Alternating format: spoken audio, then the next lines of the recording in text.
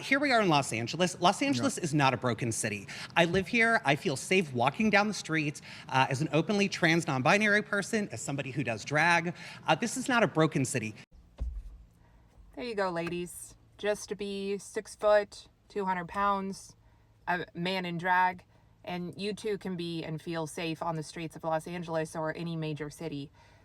Sounds easy enough. Sounds like there's no problem in Los Angeles. And I say this as someone who's been accosted on the streets of Los Angeles, but clearly I was doing it wrong. So yeah. I want to talk about Dave Rubin's appearance on Jubilee. He's been getting a lot of criticism for a couple of the viral clips. But listen, first of all, I admire anyone who does this, because it's pretty hard to be the person in the circle, everybody outside the circle, or making the circle, I guess more exactly, disagrees with you, and you're just debating one after the other for close to an hour or more. So I admire anyone who can do that. I don't think that I could or that I would, because it just sounds like an exercise in futility, honestly, because you're not actually having a conversation where someone's mind is going to be changed. But I've thought that, yeah, certain clips are made to go viral that don't reflect as positively on the individual that you disagree with. But there are also some clips wherein the liberals did not come off the smartest. That was one. Here's another one. Wait. So were the borders open under Obama? No. Or under Biden? No. Let's try that. The borders were not open. What piece of legislation did he pass to open the borders? No, it's not about a piece of legislation. It's about quite so literally. How do you open the borders without legislation? You just let people through, which is exactly what we're doing. There was no one standing at the borders. Everybody just come right in. In many cases, yes, actually. In many cases, they were quite literally moving barbed wire fence. Where did you get this information? There are videos of it. Have you ever seen the video of Bobby? Did you fact check the videos? Have you ever seen the video of Bobby Kennedy when he was running as a Democrat, standing at the border? He was still a Democrat. Wait, you're talking about the same one that sniffed coke off a toilet seat and admitted it recently. Wait, no. The same one that actually took a dead bear and dropped it in Central Park. The same one that actually chopped the head off a whale. You're citing RFK Jr.? Yes, I am citing RFK Jr. No, I don't hear that. Who's running HHS right now. Which he shouldn't be, but that's fine. Yeah. Listen, when you talk about... how many people do you think came in under Biden? Let's see if we're even operating on the same plane. The acceptable number is about 10 million. Okay, all right, fair enough. So I'll grant you that. They say it could be anywhere, I've heard 16 to 20 million, but let's say it's 10. Do you think that's good or fair or just, or how a country can operate? I think that when you create instability throughout the world, and then you also tell people that your country's open, then you create an actual quote-unquote border crisis. Think about this really quick. What instability was Joe Biden causing? What was Barack Obama? So, I mean, this was interesting to me because the man makes the claim, I think his name was Santana, if I remember correctly. He makes the claim that the border was not open.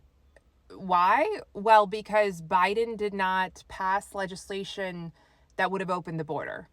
As if a president can do nothing outside of legislation passed by Congress. As if executive orders don't exist. As if the president's job, the executive branch's job, is not to enforce laws that have already been passed. That's the executive's job. They enforce the laws that are passed by Congress. Biden chose, or whoever was running Biden, chose to not enforce immigration law. They chose to have people look the other way and allow people in, give them a court date to appear months or years in the future, and then they never appear for the court date.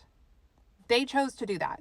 That was a choice. You don't actually need legislation to do that. You just ignore the current legislation. And this is kind of in keeping, but almost the reverse of this idea that Democrats had, that you needed legislation to close the border. That Biden was handcuffed by the fact that legislation to close the border was not voted for by Republicans. But then Trump came in and literally did not have any new legislation to close the border, and he just closed the border. and border crossings were down by like 95% within a couple months. So there's this weird idea that Democrats have that like you need legislation to close the border, but also you need legislation to open the border. So the border was never open because there was no legislation to open the border. But oh my gosh, we need legislation to close it too, because it's open, even though we never opened it because we didn't have the legislation to open it. Doesn't really make sense. And then in the latter part of the clip, he actually says that he thinks 10 million people crossed under Biden, which, yeah, I agree. That's a very low conservative estimate. But doesn't that mean you think the border is open? And yet you just said that we didn't have the appropriate legislation to open the border, but 10 million people came in. I mean, I'm not really following that one, to be honest. And then our old friend comes back for this last clip. Here's the thing. You cannot compare a 5-year-old who is going to perhaps socially transition and wants to go by a name that is opposite of the gender they were assigned at birth, or want to wear clothes that are different. 5-year-olds are not receiving any sort of medical transition. And so you say that they should wait. And that's true. And that's exactly why puberty blockers are prescribed to teenagers that are about to go through puberty. And here's the issue. How old is that, would you say? I would say anywhere from probably maybe like 10, 11, 12. Right. And here's the thing. But do you think their puberty brains are blockers developed have enough been, to know the full, yes, I do. The full ramifications of what they're doing? Yes, a 10-year-old? because puberty blockers, that's interesting. puberty blockers have been around for over 30 years. They've been prescribed to kids who are experiencing precocious puberty.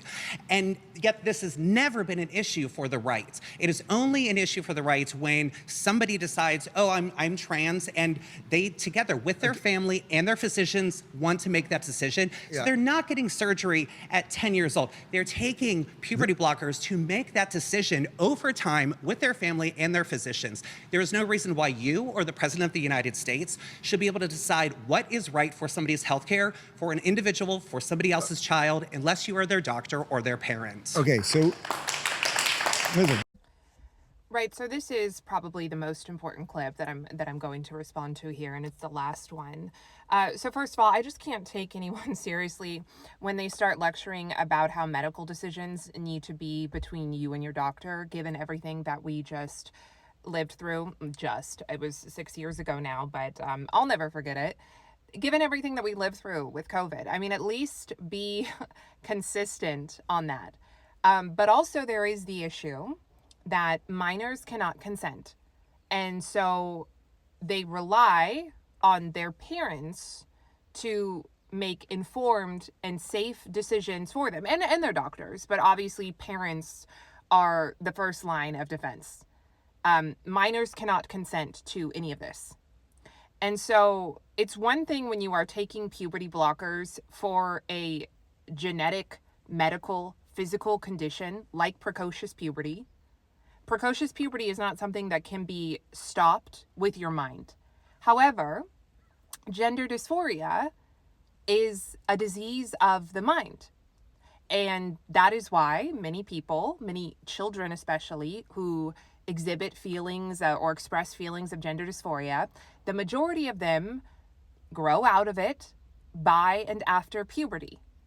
And they do not end up transitioning. Now, you can never actually transition to the opposite sex, but you know what I mean. They end up giving up those feelings, overcoming those feelings. So it stands to reason that the solution to feelings of gender dysphoria, which I do believe feelings are valid. We have feelings. Yes, feelings are valid. It doesn't mean that the feelings always point to the truth. And it doesn't mean that the solution for your feelings is a chemical pill. Right? There are other solutions for your feelings. There are other avenues for your feelings. Feelings are often a product of the mind. The mind needs to get right. And puberty blockers are a medical intervention. They are a medical intervention for feelings. So sitting there saying, hey, 5-year-olds aren't undergoing gender affirming surgeries is kind of a moot point, because you're talking about giving minors, who again can't consent, puberty blockers for a disease of the mind. And, you know, puberty blockers, yes, they have been around for a very long time. Yes. And there is a reason that doctors prescribe them to, again, people with physical, medical, genetic conditions, but like any other intervention, they are not without side effects. So I want to read this to you. This is an article from PBS, and it's from 2017. It's titled, I'll put it on the screen, Women Fear Drug They Use to Halt Puberty Led to Health Problems.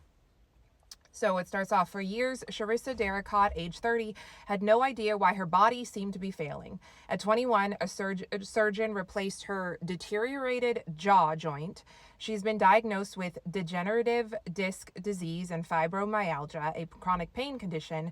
Her teeth are shedding enamel and cracking. None of it made sense to her until she discovered a community of women online who describe similar symptoms and have one thing in common. All had taken a drug called Lupron.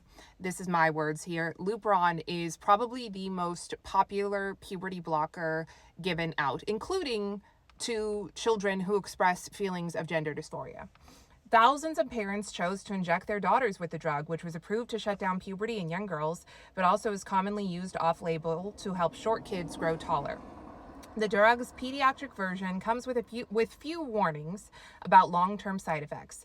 It's also used in adults to fight prostate cancer and relieve uterine pain, and the FDA has warning on the drug's adult labels about a variety of side effects. More than 10,000 adverse event reports filed with the FDA reflect the experiences of women who've taken Lupron. And remember, this is from 2017, so almost 10 years ago now. The reports describe everything from brittle bones to faulty joints.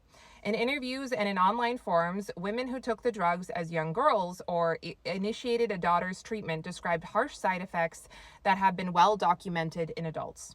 Women who used Lupron a decade or more ago to delay puberty or grow taller described the short-term side effects listed on the pediatric label: pain at the injection site, mood swings, and headaches. Yet they also describe conditions that usually affect people much later in life. A 20-year-old from South Carolina was diagnosed with osteopenia, a thinning of the bones, while a 25-year-old from Pennsylvania has osteoporosis and a cracked spine. A 26-year-old in Massachusetts needed a total hip replacement. A 25-year-old in Wisconsin, like Derricott, has chronic pain and degenerative disc disease. Quote, "It just feels like I'm being punished for basically being experimented on when I was a child," says Derricott. "I'd hate for a child to be put on Lupron, get to my age, and go through the things that I have been through." The article continues on, but for the purposes of this video and brevity, I won't go into all of it. But AbbVie is the maker of Lupron, which again is probably the most popular puberty blocker out there. And by the way, AbbVie sponsors things like the Trevor Project. The Trevor Project is an LGBTQ plus IA organization whose mission is supposedly to help people who identify as LGBTQIA continue on living and not engage in self-deletion. But isn't it interesting that one of the sponsors of these LGBTQIA organizations is AbbVie, who makes Lupron, which is given now to minors who express feelings of gender dysphoria in order to delay or halt puberty, which again is not without side effects. It's not without physical and long-term consequences. We're not Gumby, where you can just turn off puberty and then turn it on and no permanent damage is done. Now, beyond the brittle bones and things like that, there's also issues of we don't know how it impacts your fertility later on in life. And of course, a child who, again, can't consent, a child doesn't even know what it means to have a child or to want a child. A child has no idea whether they want children in the future. A child literally has no conception of wanting to have children or what it means to make the decision that you don't want to have children, that you are choosing to forego that. A child cannot consent to any of these side effects. And here AbbVie is on their website again saying that they promote LGBT and pride.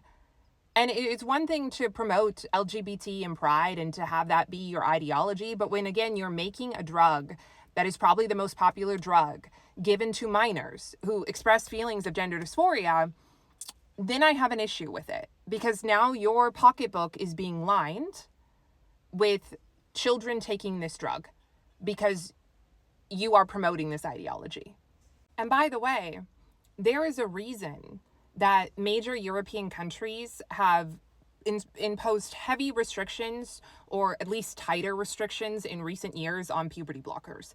Unfortunately, the United States, for being the best country in the world, which it is, we are well behind even Europe in terms of this. Europe, with all its progressiveness so frequently, we are behind them because we are delaying imposing these restrictions, whereas Europe has caught on years ago. So United Kingdom, Sweden, Finland, and Norway have all imposed major restrictions on puberty blockers, and Denmark and France have enacted tighter oversight. And a lot of these countries, the reasons that they have given is that we just don't know. We are essentially experimenting on children. So for anyone like this individual in the clip I showed you, or anyone else, which is a frequent refrain that you will hear from the radical left, for anyone to say that puberty blockers are reversible, that is so dangerous. And they are basing that off of what they desire to be true, as opposed to what is true, and as opposed to what we actually know.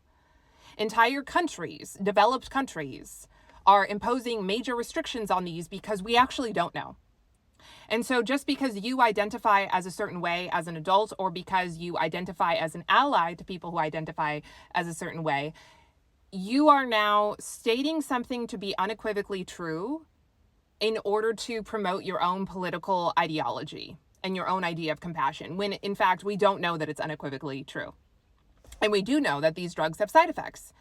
And as with anything in the medical field, yes, when you have a disease, you weigh the risks versus the rewards, because everything has a side effect. And as an adult, it's easier for you to do that. Again, it's children cannot consent, and so we rely on parents to be well informed, and more than just well-meaning, we rely on doctors to be well informed. We rely on doctors to practice first, do no harm. That's the most important thing. And when we're talking about, again, a disease of the mind, and I'm not downgrading that, I'm not saying that it doesn't exist or that it's not incredibly painful, but when we're talking about a disease of the mind, a disease, feelings that are more often than not cured by puberty, the uncomfortable truth is that the cure for gender dysphoria is more often than not puberty. So when we're talking about risks versus rewards, are the risks of taking chemical puberty blockers worth it? When we're talking about something that would likely go away if you naturally went through puberty? And, you know, you talk about, oh, well, people who are trans, puberty can be life-threatening. The wrong type of puberty can be life-threatening. Well, that's incoherent, okay? You're not born in the wrong body, because that means there's a right body somewhere that you should have been born in, but you just somehow cosmically missed it. It doesn't really make sense at all. This idea that you were born in the wrong body does actually suggest that there is a God. There is a creator of the universe, but he's just not, he's not infallible. He makes mistakes. It's a very dogmatic idea for people who frequently claim to be atheists. And it's also incoherent. There is no right body for you. The body you were born in is your body. But when we talk about that going through the wrong kind of puberty can be devastating and life-threatening, well, puberty blockers come with a side effect of ideation of self-deletion, come with a side effect of depression. When you have these long-term side effects like brittle bones and potential fertility loss, infertility, that comes with depression as well. That can have a very negative effect on a person as an adult, and the person can feel as though they were not given a choice because this happened to them as a child. So there is risks with everything. And that is why a child's mind needs to be stewarded. A child who is expressing feelings of gender dysphoria, a child's mind needs to be stewarded, because he has a greater chance of living a successful life, going through natural puberty and dealing with the feelings of gender dysphoria than he does going on puberty blockers and possibly delaying or halting puberty and then regretting that in the future because he has all of these side effects that he didn't want and he didn't consent to, that could have been avoided if we had just stewarded his mind. So I had to say all of that because it's it's something I'm passionate about, and it's just so absurd that they continue to lie and again pretend like we are Gumby and we can just pause puberty and turn it off and turn it on with zero ramifications, like we are God essentially, which is what's wrong with so many of the radical left's ideas. They essentially want to play God, and they think that there's no consequences when you play God, and you should be able to just do whatever you like with, again, zero consequences, and that's not how it works. And when children are involved, I get very passionate because, again, children cannot consent to any of this. And so for us to lie to people and say that that puberty blockers are wholly reversible is completely just evil. Not dissimilar to the lies that we tell around abortion, that we tell women around abortion. We're not even honest about abortion. We're not honest about puberty blockers. And then people make mistakes, they make uninformed decisions, and they grow up with regret or even physical conditions, physical side effects that they were not informed of. And again, when you're talking about children, it makes the whole thing that much worse. So anyways, I just wanted to respond to those clips, and hopefully that was informational for some of you. I appreciate you guys so much for watching, and I will talk to you all again very, very soon. Bye-bye.